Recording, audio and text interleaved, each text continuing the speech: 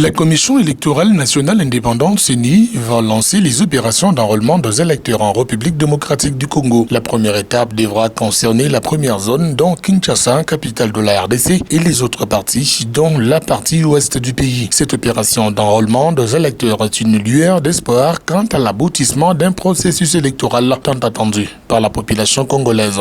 Et tel que prévu par le calendrier électoral, les opérations d'enrôlement vont commencer.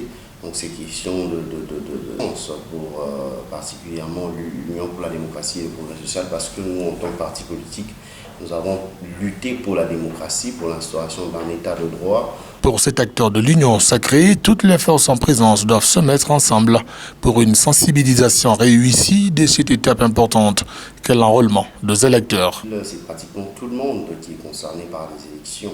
C'est ainsi que pour ce qui est des élections, nous devons mettre nos différents de côté. La politique doit être mise de côté. On a besoin de tout le monde pour que la sensibilisation soit au maximum possible, que la participation soit à plus de 90%.